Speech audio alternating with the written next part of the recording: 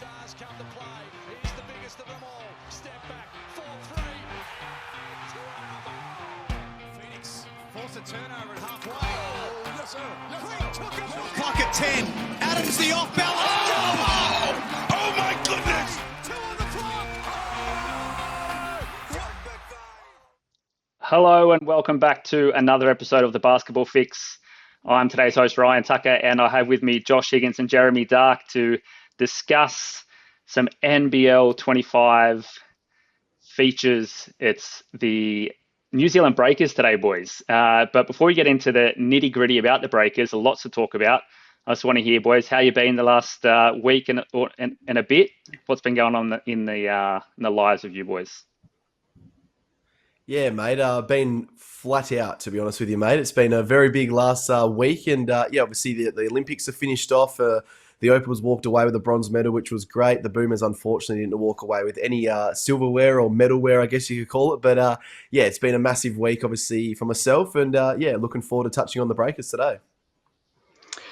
Yeah, boys, I've been busy enjoying the European summer, the sunshine, full plate of social arrangements going on, but still focused. Yeah, it's been nice to follow the Olympics, and it was a bit of a shame that we couldn't walk away with a medal, but I think we put in a good show, and now it's going to be an interesting time for the Boomers. So it's going to be exciting to see this whole change of the guard happening, I think. So. But definitely looking forward to getting back into some of these NBL previews. It's getting so close now. All the last final signings are starting to happen. So I'm getting pumped. Very nice. And there will be obviously some more Boomers content over the next kind of half a year to a year. Lots to talk about. I'm sure there'll be a lot of stuff coming out in the media with regards to the Boomers team post-Olympics. Now, today, boys, it is the New Zealand Breakers. A team that finished sixth on the ladder last season. Josh, how about you give us a rundown a bit quickly about the NBL24 campaign for the Breakers? Yeah, it was definitely an interesting one for the Breakers. Obviously, coming off a grand final appearance in NBL 22 against the Sydney Kings, and in NBL 23, I should say, against the Sydney Kings, and they looked really strong. They lost all three imports though coming into it, so it was going to be the biggest question about how they could replace those imports, and they did very well. I think Parker Jackson Cartwright was probably the biggest surprise, I think, of the whole NBL 24 season in terms of new players and imports into the league. And then you've obviously had a mixture of Zylan Cheatham, and then obviously the last two imports who rotated there was Jessup, a former Next Star, and Anthony Lamb as well. So it was a very up and down season. They run towards the back end of the year when they fully got healthy. I think a lot of people were starting to talk about them as potentially a grand final threat and even a championship threat as well. And, obviously a few more injuries towards the back end of the season, I guess, really derailed their season. And, obviously they finished sixth and won a play-in game, which we'll touch on a little bit later as well. But obviously in terms of their NBL 24 season review, we've obviously done that already as well. So go check out that if you want to have an in-depth discussion around the NBL 24 season. But as a whole, I guess it was a good season, really touching on, what they had to come up against. And I was very bullish on them. I think they had an extraordinary season, to be honest with you guys, with what they had in NBL 24 and the injury run. And I think it's going to be interesting to see how they retool going into NBL 25. And I'm looking forward to touching on today who they've lost and who they've brought in. Talking about NBL 25, in my opinion, as a kind of amateur observer of the sport and the team, I kind of was looking at this season for them just a few months ago. Okay, this is going to be a bit of a rebuild for them. Lost a lot of players. They changed their coach, but maybe not anymore. Now I'm a little bit bullish on this team with the stuff that's come in. But before we talk about the players coming in, I want to get into the players that they've lost. Obviously, some big names. I want to start with Justinian Jessup. So Justinian only played a couple of games because of a hip injury. He was then replaced by Anthony Lamb, and Jessup, a former Next Star, probably a big loss for them, but they were able to replace with Lamb. How did you see that kind of process for them, and what will the missing Lamb mean for the Breakers this season? Yeah, well, I think it was disappointing that we didn't get to see more of Jessup. I think there was a lot of hype around him coming in. Obviously, the good pedigree being a former Next Star. I think, it was a disappointment for the NBL on a whole that he did get injured. But New Zealand made some quick work of it and did bring in Anthony Lamb, and he was impressive. In my opinion, he could be the biggest loss for the New Zealand Breakers this season. He had some, pretty impressive numbers. He led the team really, really well down low. I think, averaged 19.4 points a game. He's a good rebounder. So I think it is going to be sort of tough. His connection with Parker Jackson Cartwright also sort of matured with every single game and every single week that they played together. And we know that they had a very, very good relationship off the court as well. And they sort of really, really connected. So getting the most out of Parker Jackson Cartwright was also an attribute for Anthony Lamb, not just sort of what he was doing on the court, because I think that relationship is key, and that's what could make him the biggest loss for them. So, yeah, I think it is really, really tough, a tough loss, and I think it'd be the same with sort of, I don't know, we saw once Anthony Lamb got injured that Xylem Cheatham come in and sort of took over that sort of big guy role down low for the Breakers, and we found Cheatham actually sort of, playing a very, very similar role to Lamb. So he's also going to be a loss. But Josh, you think that Lamb and Cheatham, I don't know, what's sort of the weight of the loss of both of those guys on the Breakers?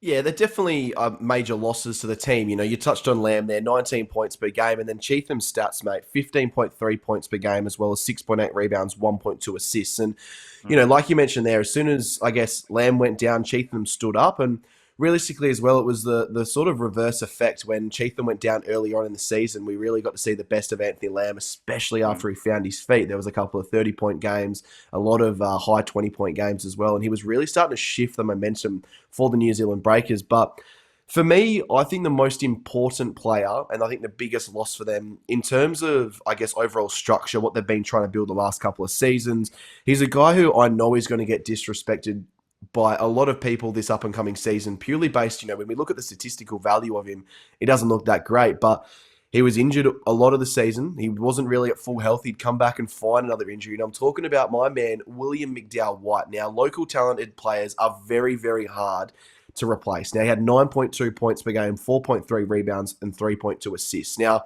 we saw at the end of the season there in particular, when Anthony Lamb went down, and even Cheatham wasn't playing great, the Parker Jackson Cartwright and William McDowell-White sort of rotation and I guess sort of split really worked out well. And I don't think that Modi Mayor really got that rotation 100% correct. But when you do touch on McDowell missing a lot of games throughout the middle patch and the early start of the season, it does sort of come back to that as well. And, look at William McDowell-White.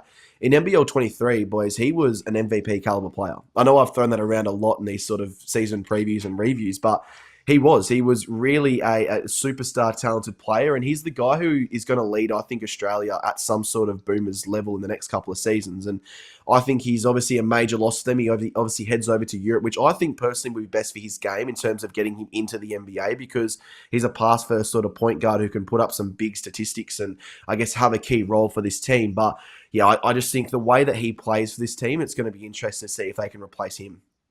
Mate, you touched quickly on that combination with Jackson Cartwright. What was it specifically kind of on the court between those guys that was so successful for the Breakers? I just think it's, when you look at the NBL as a whole, and I've touched on this throughout our previews and our reviews as well, I've always sort of said if you haven't got a strong defensive structure and system, you're never really going to survive in the NBL. Now, you put Parker Jackson Cartwright and William McDowell-White as the 1 and the 2 for your team. Now, Parker, I know he's tiny. I think he's a 5'10" point guard, which is extraordinary. You touch on probably, the two best players in the NBL being under 6 foot, and Parker Jackson and Bryce Cotton. It's ridiculous when you touch on it. But you've obviously got William McDowell-White, who's a 6'6", 6'7" point guard. So you've got the sort of speed and craftiness and I guess tenacity of Parker Jackson, as well as the length and sort of size of William McDowell-White. They're both guys who can, both put up 20 points in a game together, and probably both combine for 10 steals in a game as well. So losing that dynamic on both ends of the basketball court is a massive loss for this team, because I always touch on it all the time. When we touch on top local players, they're so incredibly hard to find, because you can go out and find a good import. They're everywhere. but finding homegrown local talent, which you don't have to even waste an import spot on, is super incredibly hard to find. So I think he's the biggest loss to me personally, boys, and I can understand where Jez is coming from with Anthony Lamb, but yeah, for me, I just don't think you can replace what Willie McDowell-Whitekin does at his peak of his powers. A couple of other names that the Breakers let go. I mean, it's almost like half the roster. I think it's eight guys they let go or didn't re-sign for this upcoming season. Josh, you want to run through just a couple of more guys that will not be on the Breakers squad this season? Yeah, a couple of local guys, I guess you could say, and a couple of New Zealand born and bred players. Now, I think when we touch on these sort of three guys that I'm going to mention right now, the biggest loss in terms of, I guess, just the culture, the passion, the consistency, the face of the franchise for probably the last 10 years in terms of, local talent has to be Tom Abercrombie. Now, he goes out as a true legend of the NBL and the New Zealand Breakers as well. And he's going to be missed sorely in terms of, like I've mentioned, those key words, especially the word culture, because he is just as tough as they come. He is a star player. He hadn't really aged much in terms of his athleticism because he never really had much of it. If you've watched the NBL for multiple seasons now, he's a guy who looked like he was a 40-year-old man in his early 20s. He couldn't really get up above the ring unless he obviously went over to the NBA stage a couple of the seasons ago, and he actually put on a massive poster, I think, against one of the Oklahoma City Thunder guys. So, he's a guy who's going to leave with some championship rings. He's a guy who's going to leave with a lot of respect, and I think what's most important about him leaving right now is he's still left with a little bit in the tank. That's obviously,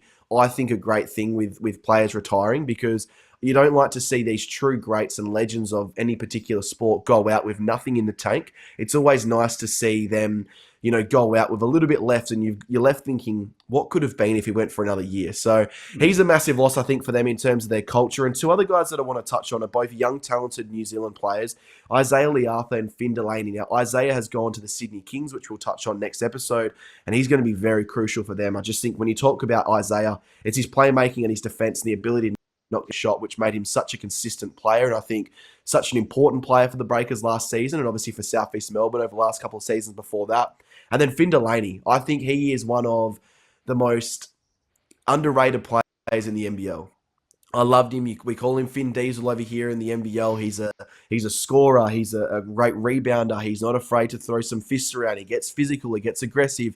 He just gets everything that you want in a typical New Zealand Breaker basketball player. They've always been the toughest team. They've always been strong. They've always been feisty. They've always been consistent. And Finn's a major loss for them going forward, because I was looking forward to hopefully seeing him again in the NBL, because we obviously lost him last season in NBL23 and then come back for NBL24. So it's going to be interesting. But those three guys I just wanted to briefly touch on because they're massive losses for the Breakers going forward. And, that word culture, which we talk about so much, is very important. And they're three guys who are culture setters and I guess really important pieces of this team going forward. And another massive loss for this team is obviously their coach. I don't want to bugger up the name because we're good at this on this show. Mody Maor let go of in the middle of his 2-year contract last season to take up a job in the Japanese B League with Nagasaki Velka. Now, for me, I'm thinking, okay, the NBL is probably the third best league in the world, and you're coaching a team in New Zealand with potential. Why do you leave the Breakers to go to Japan? I don't understand. Josh, what's your thoughts on this? Yeah, first let me stop you there, mate. The NBL is the second best league in the world, but I'll let that one slide now, mate. But yeah, in terms of Mody Maor, mate, I think he surprised me as a coach. He was an assistant coach a couple of seasons ago before getting the head job, I guess you could say. And I've written down a couple of words here, and we touched on that with head job or head coach, I should say. Wow, head coaching job, maybe is a little bit clearer there. I think maybe I meant to say the words the top job. I got a bit mixed up with both my words, yeah. But anyways, we'll let that one slide, I think, fellas. But I've written down 4 words here. Now, I think these are the 4 words that I would describe Mody Maor as a coach for the Breakers. Now, he's a culture setter. He played with and coached with so much passion. He was a consistent coach, and their team were always in the finals or had a good chance at maybe even, pushing maybe a championship or having a really good 6A success as well. And just the pedigree of players that he would produce. Now, I know a lot of these players, and we touched on produce, I know these players have had their careers up until that point, but it seemed that they would come to his team and really would change certain aspects of their game. And I think it's going to be interesting to see how they obviously go forward with obviously the new coach that they've signed, which Jez has got a lot more information about, and I'm going to throw to him in a second. But yeah, I just think the way that they've lost him is disappointing because, yeah, like you mentioned, Jez, Ryan, it sucks for him to be going to a different league other than the NBL when it's the second best league in the world. So it must just purely be about, I think, money. And which is fine. Players chase money all the time. Coaches have the right to chase money all the time as well. So I can't see it realistically being anything else besides that. But yeah, Jez, give us some of your thoughts, mate, because you've got a lot more research than what I do, obviously with the new coach coming in. Yeah, I just think it's a huge loss. Like even in the beginning of the off season this season for the Breakers, there was a lot of players that come in because they were they were excited to be coached by Moyles. So I think it is a really, really tough loss, and it's huge that the Breakers actually agreed. It was a mutual agreement. Obviously, he's put in a request to go to Japan, and the Breakers were kind enough to say that it was okay without any sort of real issues there. They obviously had a plan to bring in Petteri Kappanen, which obviously they must have had in mind and must have had set before. Obviously, they let him go. But yeah, like he was a major for them. He's been in their system for a long time. When he took over as the head coach, they were wooden spooners. They weren't a great team, and he took them to a grand final. So. And then you obviously saw what he did last year when like a team that goes through the sort of injuries that they had last season to be able to get them in and win that playing game against Sydney and were obviously a surprise packet coming into to the finals. And you know what, they were a shot to make another grand final. So I think you see the caliber of coach he was, but he has been replaced by a guy that I think is also a culture guy in Koppanen, because it feels like they sort of have a plan, the Breakers, and they know they've brought in a couple of players that have come from the Euro League after the signing of Koppanen. He's sort of a culture guy from Finland, and he's played a lot of FIBA basketball. That was sort of what he made his name around, being sort of the guy for Finland and playing in FIBA basketball. And I think that's what like they need. You can bring in some of these American coaches, and a lot of the time they don't really work out in the NBL. It's difficult to make that transition from, say, American style basketball and coming over. But with Koppanen, he has this FIBA vibe about him, and he knows sort of that style of game, and that's a little bit more how it's played in the NBL. So I think he brings in this is his first head coaching role. He did a lot of work, or he stopped playing basketball only in 2022. And then went straight into the youth system and did some really, really good work in Helsinki for, if I say this right, HBA Marshki, and took their team also in the youth championships there and won everything straight away. So he's got sort of this pedigree and this aura about him, and you hear whoever you sort of listen to, or anyone that has interviewed him since taking over, there's sort of everybody believes in him straight away. It feels like he has this aura about him. So I think the Breakers were going after a couple of ex-NBA coaches, and Koppanen was at the top of the list from the start, and they made sure they got that signing. They got him on a 2-year deal, and it sort of feels like when you listen to him that he's planning to be in New Zealand for a long period of time and help build this team. And you'll see with some of the signings that they have done, which we'll chat about very, very shortly, he's bringing in sort of a really hard defensive style of basketball, and he knows how that's how the NBL works. Just ask Josh Higgins, and he'll tell you that it's all about defense in the NBL. So it feels like they've made the right moves, and they've built this culture, and they've got a guy that people believe in after the first conversation that they have with him. So I think it is a big move. It's going to be really interesting to see how it goes, but you can't help but believe in the guy right from the start. Yeah, that obviously excites me a little bit, Jez, and you mentioned it right there, mate. I think the way you look at the NBL, it's purely based around the way you look at the FIBA world, I guess, as well. It's about playmaking, it's about defense, it's about all those sort of key things. So a quick one for you. This obviously looks like the right move. Do you think it's 100% the correct move, obviously, going forward? Obviously, you look at the NBL as a top 2 or top 3 league in the world, and it's his first full-time, head coaching job. Is this the right decision for the Breakers going forward? Yeah, it's a massive call because of that it is his first head coaching role. So I think they've got the right, like, in looking at it on paper, I think they've got the right guy. I think there is a lot of belief in him. He's proven, obviously, just in the youth leagues in Finland, which maybe isn't a sort of a top grade league, but it does certainly feel like that. With the moves that he's done and the people that they've brought in since he was appointed head coach, it feels like it's the right move, and I think that they could definitely, be a challenger again in NBL25 for sure, with Koppinen as their coach. They also have brought in Shane Connolly, leaving his role as a strength and conditioning coach at the NBA Global Academy at the AIS in Canberra. So another massive signing in the coaching ranks. And as you kind of were on about their boys, I think they are building this franchise around Koppinen and around what he wants and how this team can then pursue a title in the coming years. I've spoken a bit about some other players coming in, and most importantly, I think Mitch McCarron. Josh, what are your thoughts on the Breakers signing Mitch McCarron for 25? Yeah, I just wanted to touch on one thing that you just mentioned there. Obviously, with them bringing in a lot of, strong people and head coaches and strength and conditioning players and people, I should say, as well.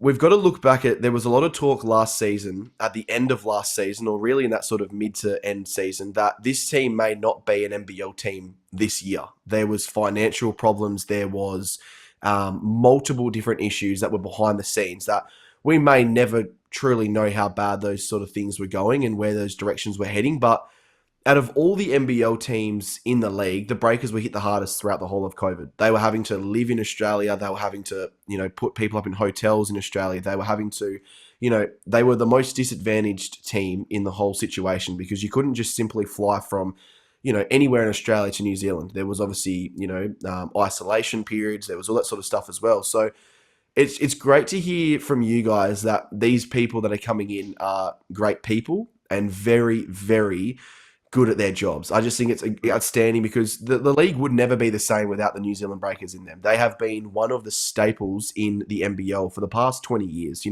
look at the NBL as a whole, it's always been the Sydney Kings, the Perth Wildcats, Melbourne United, and the New Zealand Breakers. So, yeah, to lose them, it would have been a major, major disappointment. But yeah, in terms of their ins, mate, you've mentioned him off the top there, Mitch McCarron. I'm excited to see what he can do. Now, his role's not going to be massive. He's just going to be a really good, leader for these guys off the court, and he will come in off the bench as a sort of 1-2 punch behind Parker Jackson Cartwright, which I'm looking forward to. I think they are similar players, just at very different points of their career. You've got Parker, who's still in the peak of his powers, and Mitch McCarron, who is still able to do certain things well, but is still a step behind a lot of these younger guys coming through. So Mitch last year in a very reduced role for the 36ers had 4.6 points per game, 3.6 rebounds, 1.7 assists, and played 28 games for the Adelaide 36ers before those sort of rotations and that sort of stuff really changed around the decision of sacking CJ Bruton and bringing in Scott Ninez. So for him to come into this team, I think it's really important because, you need strong players on the court, as well as in the locker room, as well as at training, to really be able to drive that message from a very young and inexperienced coaching group as well. So I think in terms of, what you're going to get from him, not necessarily statistically,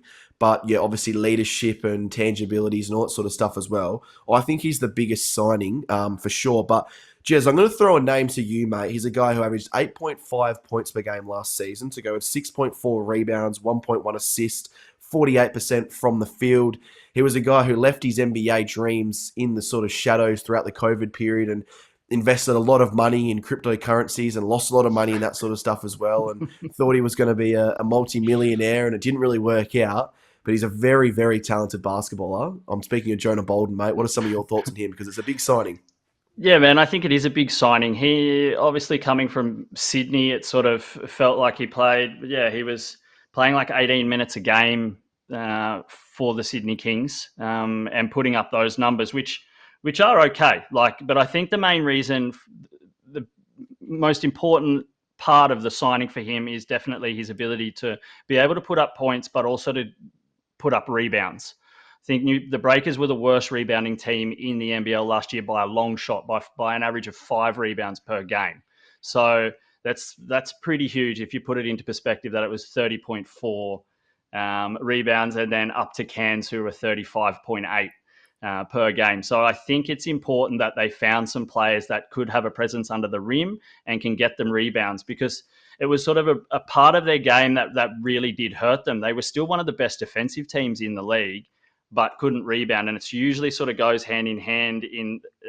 It's never usually like that. The best defensive teams are getting rebounds because you're not giving away these second chance points. So I think it's really important that they picked up Bolden. He's got a lot of experience and can certainly be a very, very key part to their offense, but also to their defense. And that's like exactly what we talked about was, their defense also has to be key for them, and they need to be able to protect this little point guard that they do have, where they're not going to obviously get much out of him on that side of the ball. So, I really, really think he's a very key signing for the Breakers. 100%.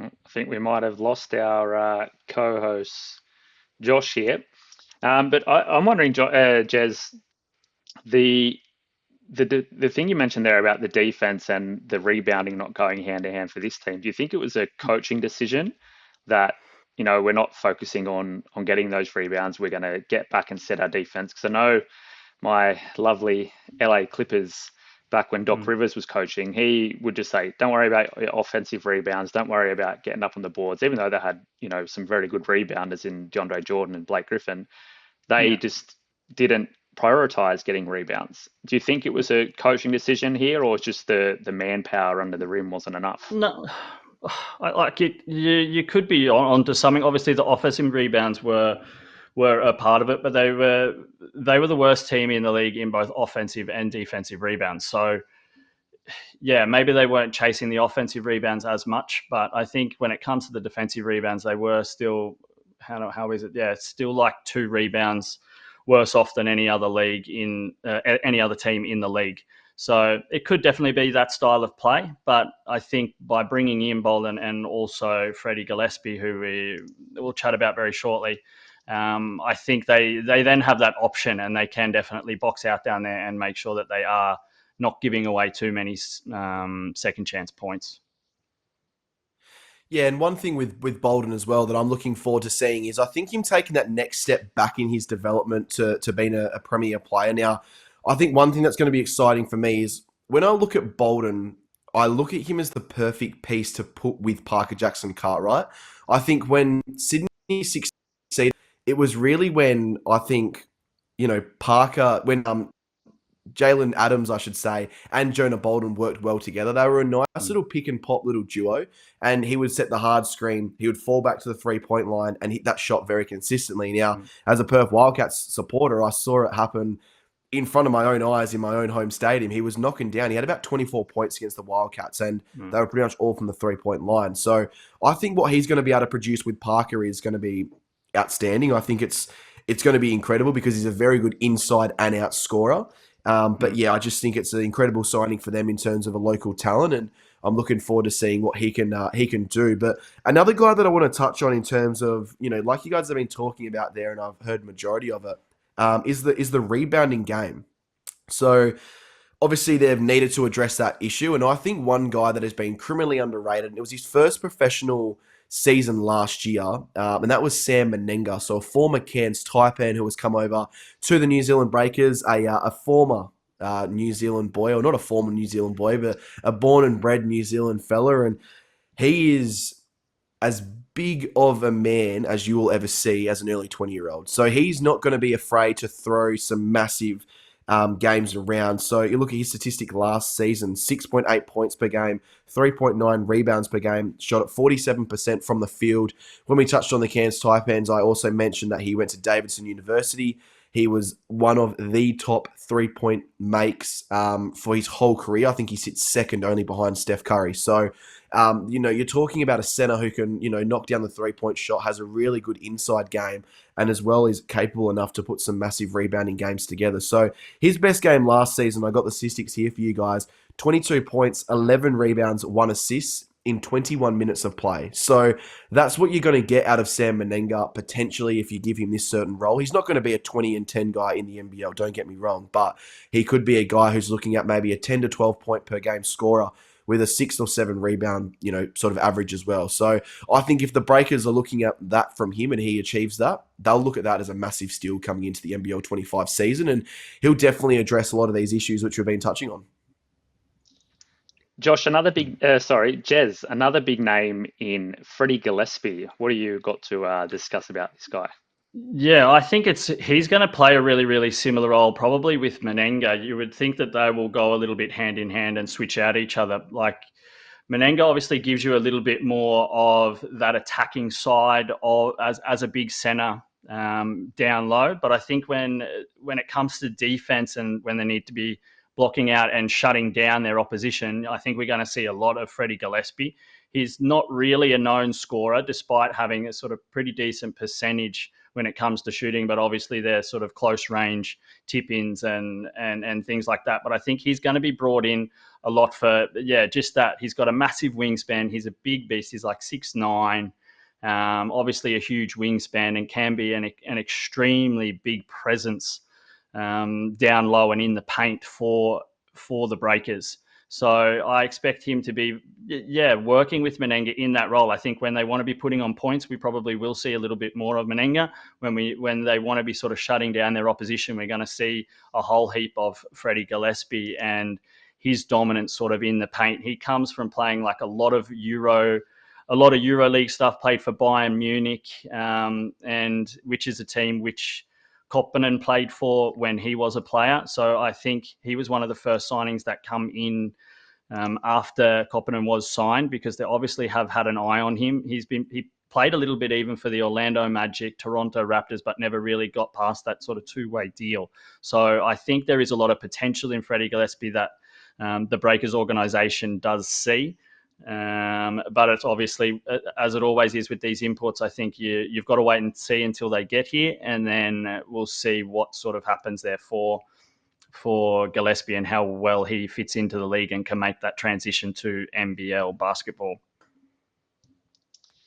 Very good. Another guy that they have recently signed just over the weekend, completing the roster. It was just after they announced Matt Mooney, which I'll get Jez's take on in a second. But Karim Lopez signed as the next star for the Breakers over the weekend. Coming is a Mexican guy playing in the Spanish league at the moment, only 17 years old, and he's been playing in Spain for I think 3 or 4 seasons. So already a guy, I'm thinking straight away to Luka Doncic, like playing in a men's league from a young age. Now he's going to come to the NBL. I listened to an interview with him earlier today. The NBA are also spruiking him quite a bit. They're kind of touting him as a very high draft prospect. Koppinen has kind of said that he's probably going to need 2 years to mature in his game and get with it, which I think is great for the Breakers to find that next star with very high potential, but still at a young enough age that they can utilize him in the game as well to kind of advance their own efforts. But he has kind of said of himself when asked, what are your main talents or what are you good at? He kind of says, okay, I can play anywhere the coach wants me to play. I'm here to help the team.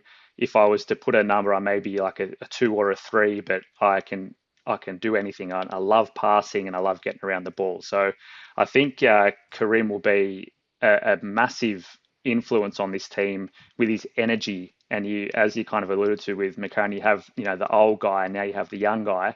There's a really, I'm just getting a little bit of goosebumps about this team this year. I think they could really do something well with the team they put together as well as the coaching staff. I will throw to Josh first, because I think you have something to say about this.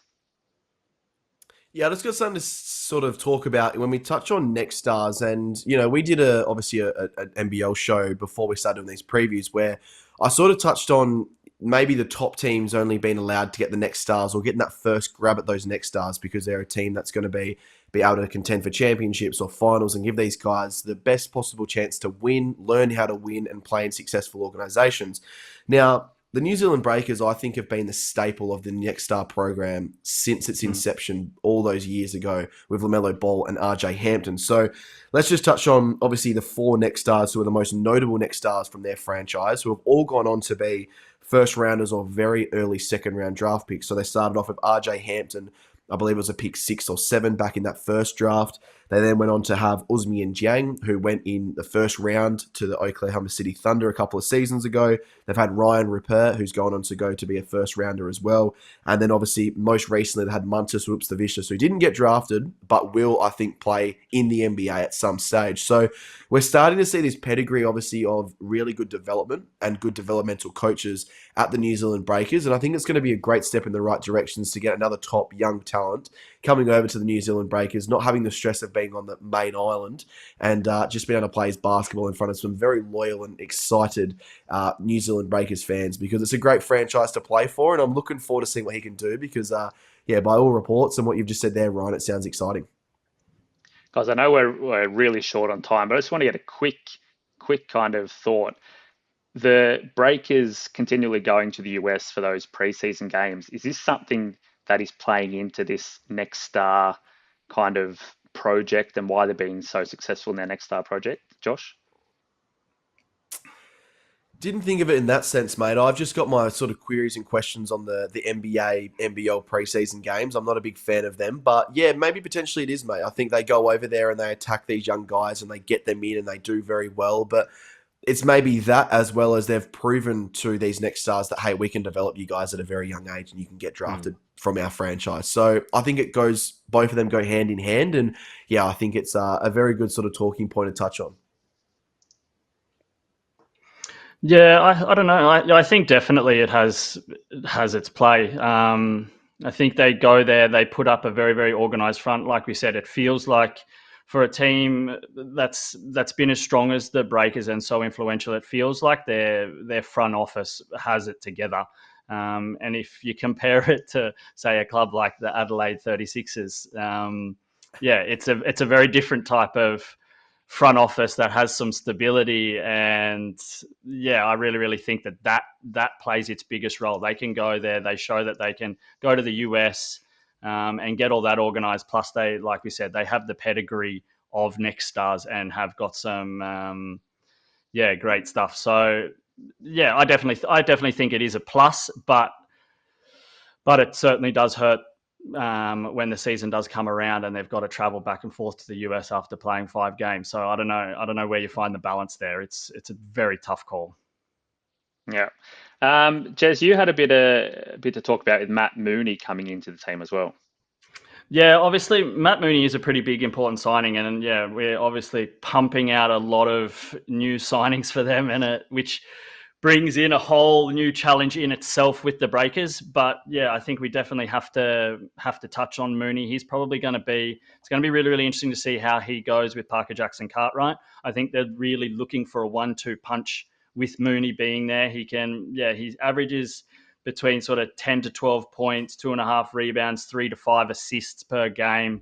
Been playing a lot in the European League, Spain, Turkey, Italy. So I think also on the Finnish coach's radar, definitely there because he's seen a lot of ball from Mooney. So I think, there is a lot of excitement to see how he's going to go. And he could definitely at least stretch the floor and be another sort of dual scoring threat for the Breakers.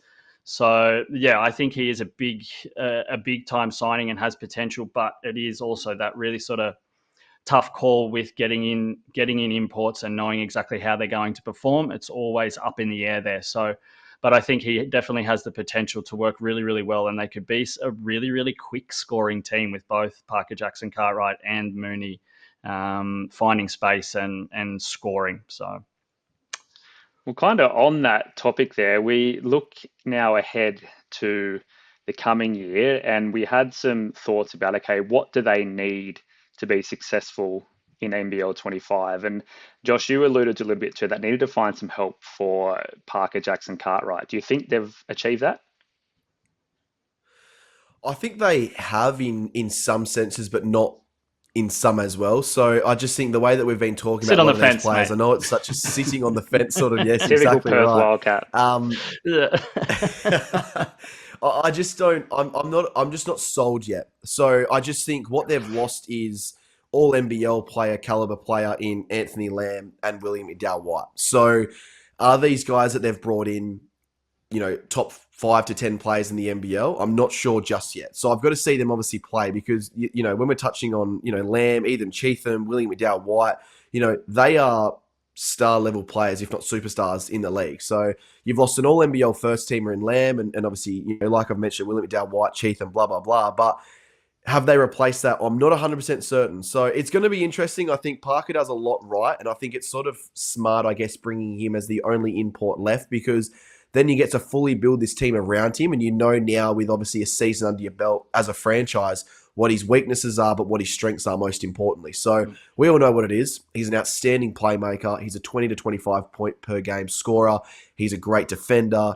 He's got a massive tank. So I just think it's now complementing him. And I think the best way of doing it is sort of 3-and-D guys, which they've gone out and done very successfully by the look of it.